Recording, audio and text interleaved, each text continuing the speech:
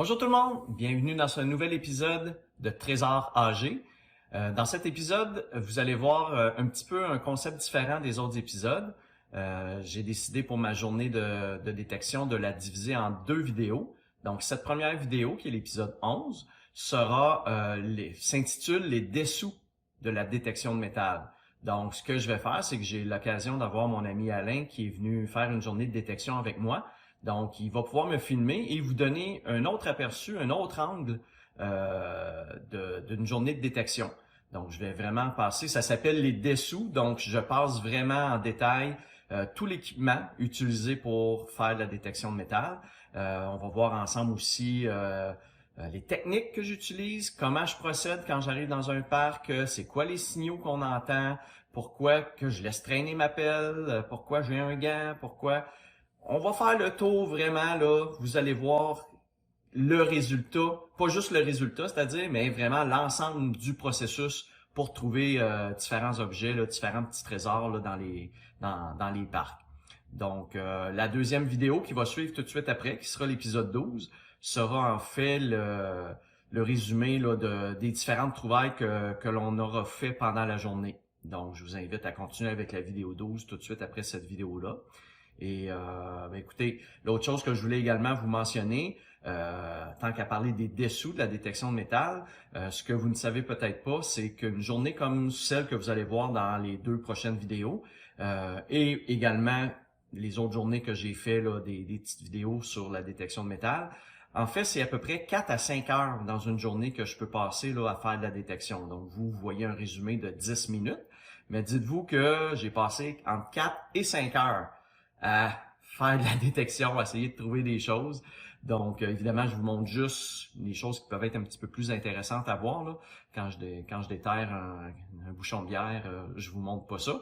Mais c'est vraiment là dans une période entre 4 et 5 heures que ça se fait. Donc, c'est quand même beaucoup de temps. À la fin de la journée, là, le détecteur de métal, il a beau pas être pesant, mais ça finit par avoir une incidence quand même sur le bras. Comme tel, avec le soleil aussi parfois qui plombe, se pencher beaucoup pour creuser.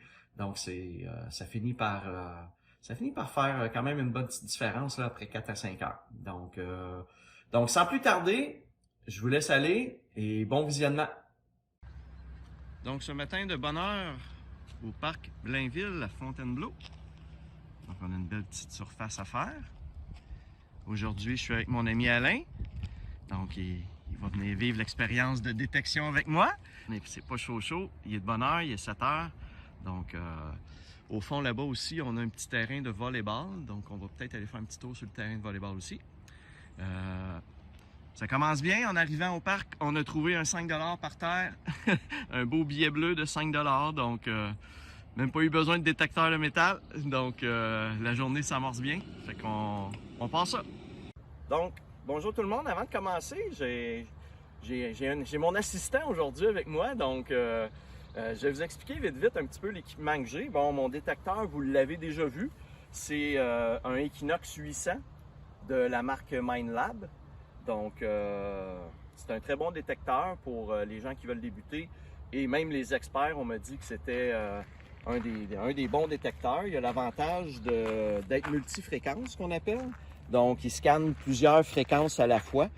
Donc, on n'a pas besoin de choisir notre fréquence. Il va faire toutes les fréquences disponibles, que ce soit pour de l'or, pour de l'argent, pour les différents métaux comme tels. Donc, ça, c'est mon détecteur. Évidemment, ça nous prend une petite pelle pour creuser. Certaines personnes vont utiliser un scoop. J'ai juste le mot scoop en anglais, une petite prise. Mais ici, au Québec, avec les différents parcs, le sable n'est pas aussi fin. Donc, il y en a souvent qui vont utiliser une espèce de petite pelle comme ça.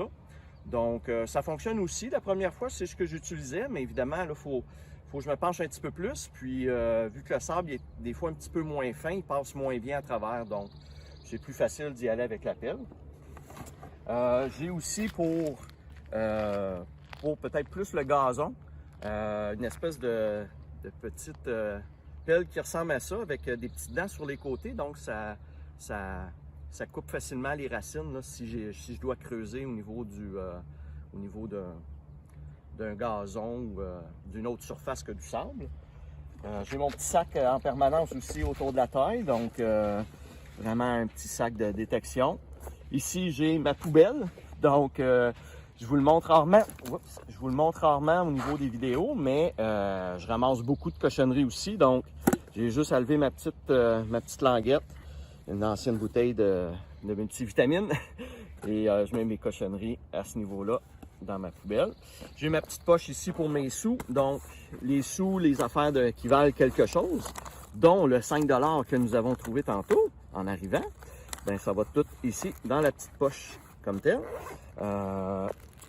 Autre chose bien important, ce qu'on appelle la petite carotte. Donc évidemment, c'est le terme que les gens utilisent vu qu'elle est orange. C'est un pointeur manuel finalement. Ce qui arrive, c'est que vous allez le voir tantôt, quand on découvre des choses, parfois c'est difficile de trouver dans le sable. Donc, avec cet appareil-là, je peux vraiment fouiller dans le sable comme tel, puis dès qu'il détecte quelque chose, il émet tout de suite un signal. Donc, c'est plus facile de retrouver des pièces de monnaie ou des petites pièces, des petits morceaux comme tel. Donc, je me suis acheté des dragons pour ne pas le perdre. Vous voyez, sur les sacs de détection, il y a directement le support pour les petits pointeurs manuels. Donc, c'est l'équipement. Petite chose aussi que les gens me demandent parfois, tu as un gant bleu, pourquoi? Donc, bien sûr, dans les parcs, comme je disais tantôt, on trouve parfois des clous rouillés, de la vitre, des bouchons de bière, des épingles. Donc, le tétanos, ça me tente pas trop. Donc, évidemment, ça protège aussi pour pas trop salir les mains. Mais c'est surtout pour les débris, éviter les blessures au niveau des débris. Donc, parce que souvent, je scanne avec le bras droit. J'ai ma pelle dans la main gauche. Donc, quand c'est le temps d'aller fouiller, j'utilise ma main gauche. Ça m'évite de devoir enlever la main de mon détecteur. Parfois, je le lâche, là, mais... Fait que c'est ça l'équipement. Fait que c'est aussi simple que cela. Fait que on commence ça. Bonjour, j'interromps la présentation des différents équipements parce que le fait que j'étais avec mon ami Alain, il y a un équipement que je n'avais pas sur moi et que présentement j'ai, ce sont les écouteurs. Donc, des écouteurs sans fil qui viennent avec le détecteur lorsqu'on la jette. Et habituellement, j'utilise les écouteurs. Donc, ce que ça permet, entre autres, ben, ça permet de couper le son ambiant, le son autour.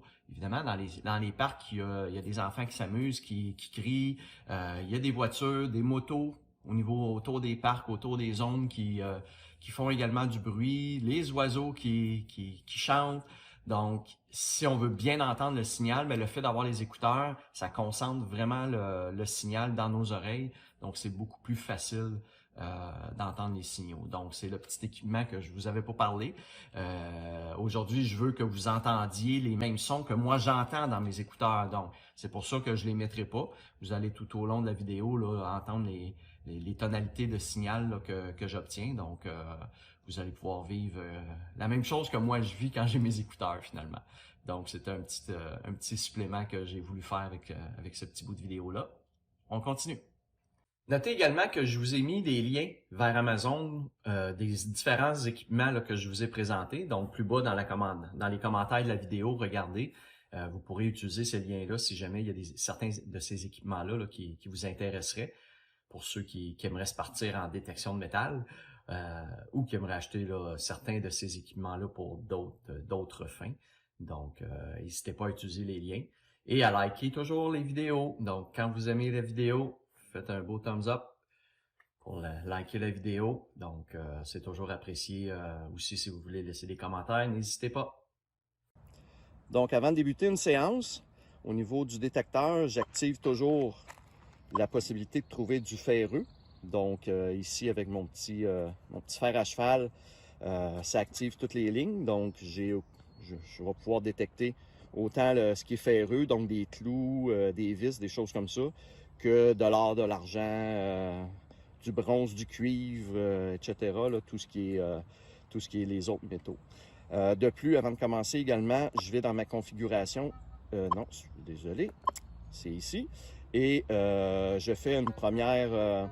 ce que ça fait, c'est que ça permet de scanner les ondes entourant et le détecteur va se mettre sur le channel, sur le canal qui permet là, le moins d'interférences possible. Donc, par défaut, c'est mis sur le canal 0. Donc, à ce moment-là, je reviens en mode détection. On voit, désolé, on voit le multi qui indique que je suis en fréquence, qui scanne toutes les fréquences en même temps. Donc, les deux petites barres pour dire qu'il n'y a rien trouvé. Et on est prêt à partir.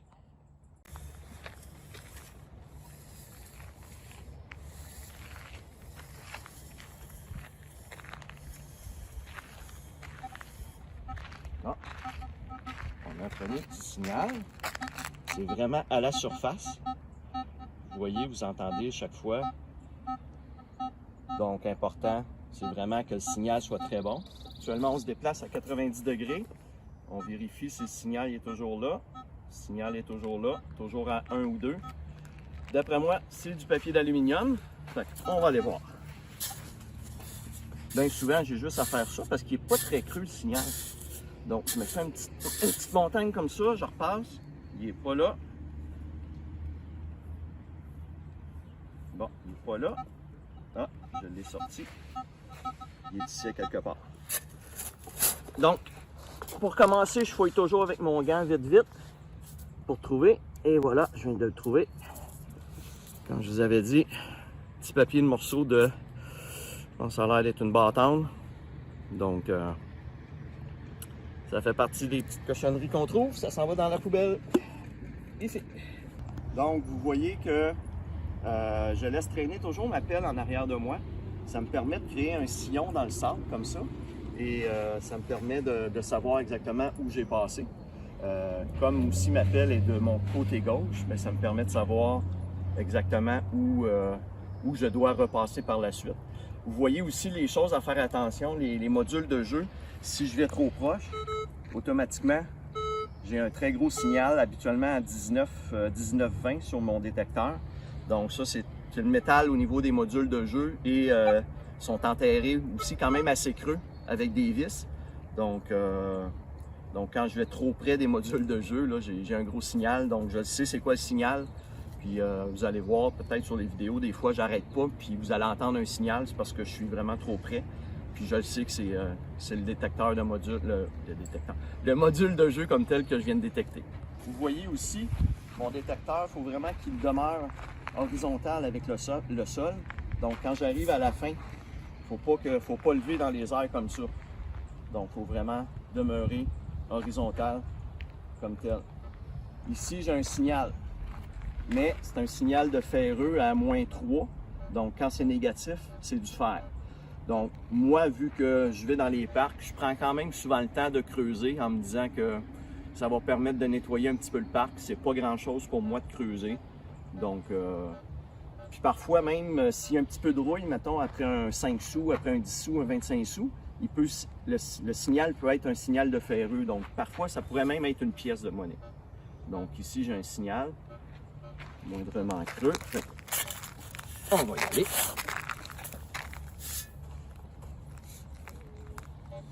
Ah, on le voit, il est juste ici. Donc c'est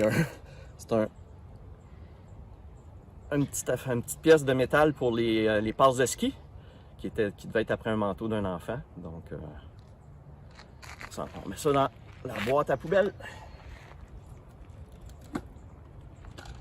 Et on renterre le trou, toujours, pour pas que les jeunes ou les moins jeunes s'enferment dans un trou. Puis pour garder le parc propre aussi. Ah, je le vois, il est plein. Ça, on en trouve beaucoup.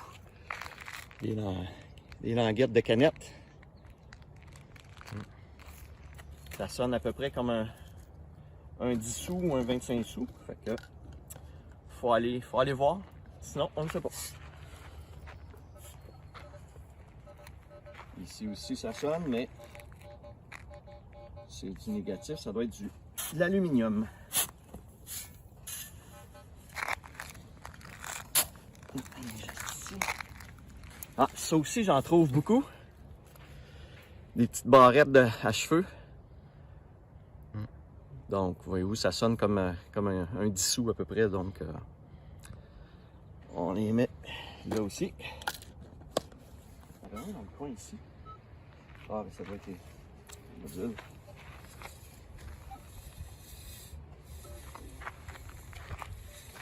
Quand c'est négatif, c'est de la scrap, là, si c'est trop creux, on y va pas. Si le signal est trop faible aussi, là.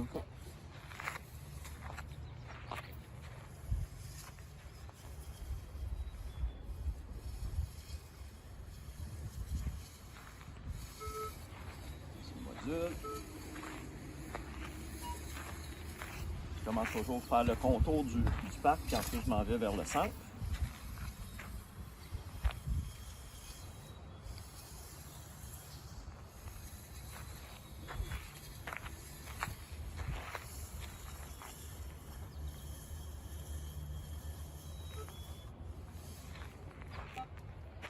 Oh, 14. Et on voit, il est juste ici.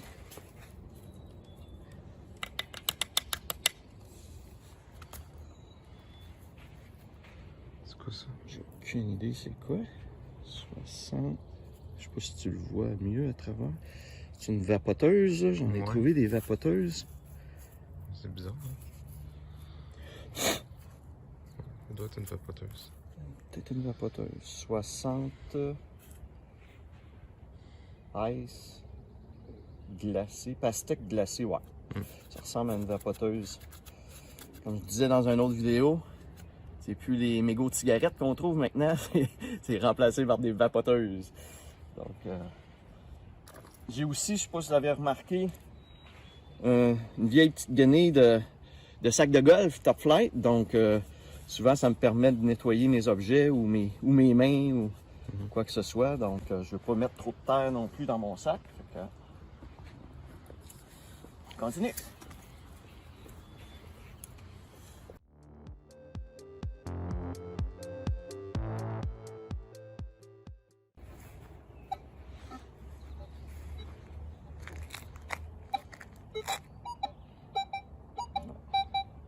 Un 21, 22, 25, 26.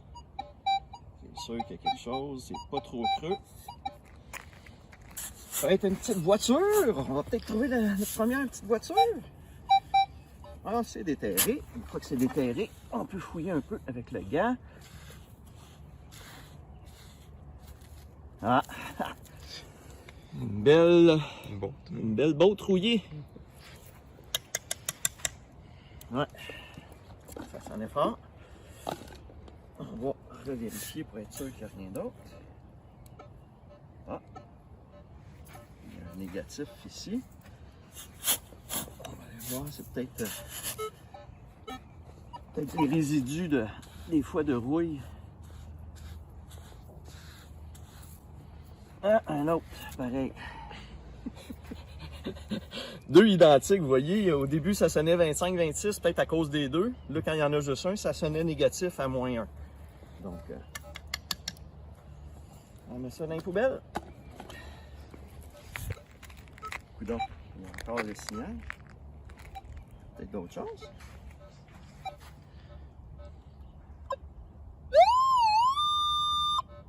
Non, il doit y en avoir une autre.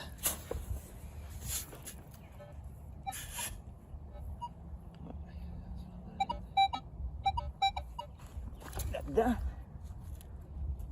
Ça, c'est la végétation.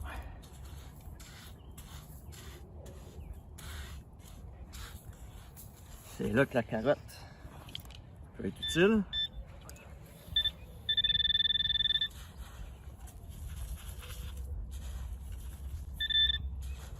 Ah, je l'ai senti, je pense. Ah, un autre. Quelqu'un qui a décidé qu'il se débarrassait de ses C'est peut-être l'entretien. ouais, des morceaux de tondeuse ou de pas de tondeuse. Mais... Bon, il y a quelque chose d'autre. On va aller fouiller un petit peu plus. Il y a la carotte encore.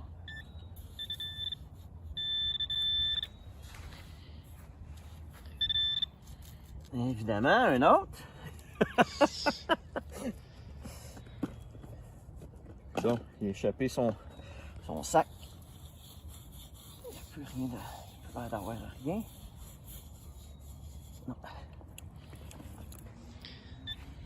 C'est bon parce qu'un enfant aurait pu se mettre ça dans la bouche. Ouais. Mais tu sais, c'est rouillé aussi, là. Prends pas grand-chose, tu piles là-dessus. Non, il n'y a plus de son. Il n'y a plus rien, vraiment. Oh. Bon. Il doit en avoir un autre, là. Il doit en avoir un autre à quelque part là-dedans. Après une coupe de coups, là, on sort l'outil. Ah, je le sens ici. Eh oui, ça se peut-tu? Vous voyez ça, exactement la même vis avec les mêmes écrous toutes. On nettoie le parc. Bon, on va y aller voir pour être sûr, mais je suis l'air de rien avoir.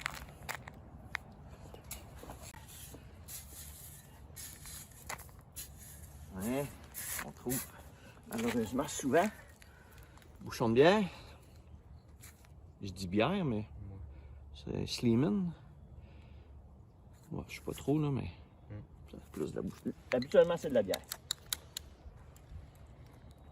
On va dans la poubelle encore.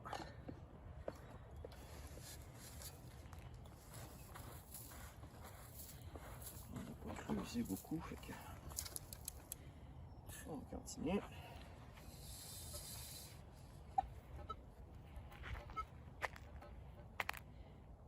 J'ai comme deux signaux qui se mêlent. Là.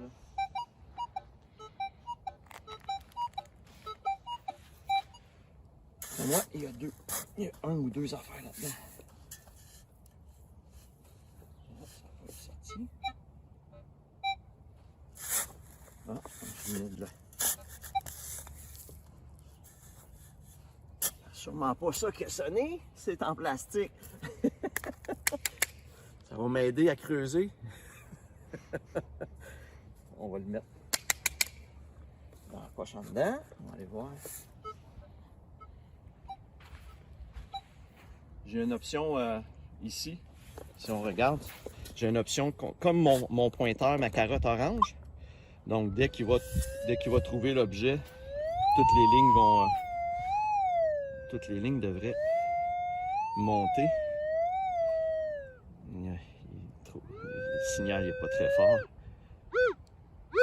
Ah. Fait que là, c'est supposé être en plein milieu, ici. Fait que si je fouille là, je devrais le trouver. Creux un peu.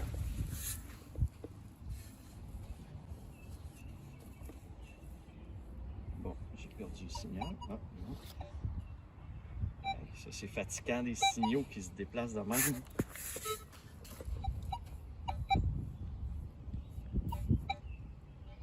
J'ai deux signaux comme ça. Ah, je l'ai déterré.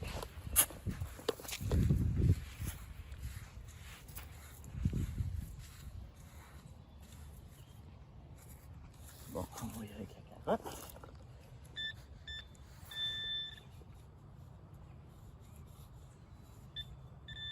Ah, mon cher ami. Dans le tabarnouche. Ouais, ça c'est un petit peu plate là. Ça devait être pour ça que j'avais comme plus qu'un signal. Ça devait être parce que j'en ai un autre à quelque part là-dedans. Non. Non, j'ai plus de signal. Bon. Tout ça pour une botte rouillée. Alors voilà, mesdames et messieurs, vous venez de voir la conclusion des dessous de la détection de métal. Ça vous a donné une bonne idée du fonctionnement d'une séance de détection. Vous avez vu qu'on a trouvé des vieilles bottes en métal rouillées, des petites languettes de canettes de liqueur, des vapoteuses, toutes des choses qui sont détectables par le détecteur, puis mais qui donne pas grand-chose, mais au moins on nettoie les parcs. Hein?